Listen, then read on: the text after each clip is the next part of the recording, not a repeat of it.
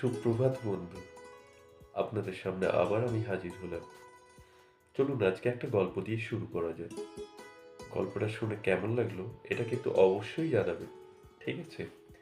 তো এক পুকুরে কিছু মাছ ছিল। তার মধ্যে ৩টে মাছ ছিল। তাদের মধ্যে বেশ বন্ধুত্ব সম্পন্ন এবং তাদের বন্ধুত্বের মিশাল দেওয়া যেত। এরকম ৩টে মাছ যারা ওই পুকুরে বসবাস করত। ৩টে মাছের ৩ রকমের বৈশিষ্ট্য। প্রথম মাছ প্রচণ্ড বুদ্ধিমান এবং যে কোনো কাজ করার আগে ১০ বার চিন্তা ভাবনা করে তারপরেই সে কাজ করে। দ্বিতীয় মাছ সে কিন্তু অত বুদ্ধি ছিল না, কিন্তু যে বুদ্ধিমান তার কথা সে শুনতো এবং সেটাকে ফলো আপ করতো এবং সে কিন্তু সিদ্ধান্ত নিত।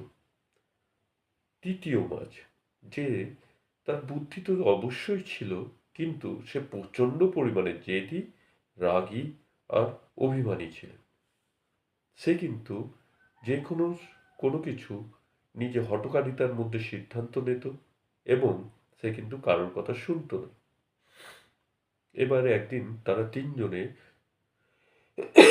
পুকুরের মধ্যে ঘোরাফেরা করছিল এবং খেলাধুলা করছিল।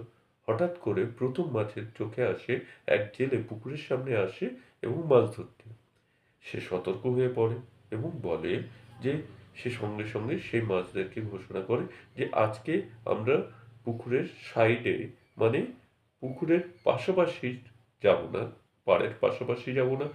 জেলে যেহেতু মাছ ধরতে এসছে, আমাদেরকে যে কোনো মুহূর্তে ধরা পড়তে পারে, আমরা কিন্তু মারা যাব।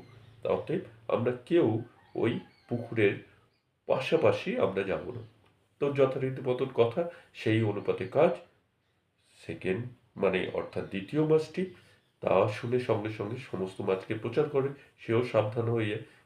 কিন্তু তৃতীয় মাছটি সে প্রচণ্ড জেদি। সে ওই কথা শুনে বলে, "উম, এদের কথাই আমায় শুনতে হবে না, আমি এই কথা শুনবো না, আমি কিন্তু ওই কাজটি করব, যে আমি আমার মতন ঘুরে বেড়াবো এবং আমি চাই।"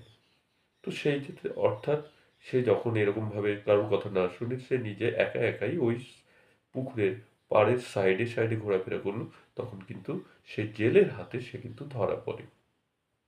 এবার তো বুঝতে পেরেছেন? যখনই সে ধরা পড়ে এবং সে সঙ্গে সঙ্গে তৎক্ষণাৎ জেলে কি করে জাল নিক্ষেপ করে মাছটিকে তুলে ফেলে। তার ফলে দেখা যায় যে মাছটি কিন্তু ধরা পড়ে এবং তখন সে চিন্তা করে, যদি আমি ওই কথাটা শুনতাম আজকে এত বড় বিপদ হতো না। অতএব এর দ্বারা কি শিক্ষা পাওয়া যায়? ঠেকে আর ঠোকে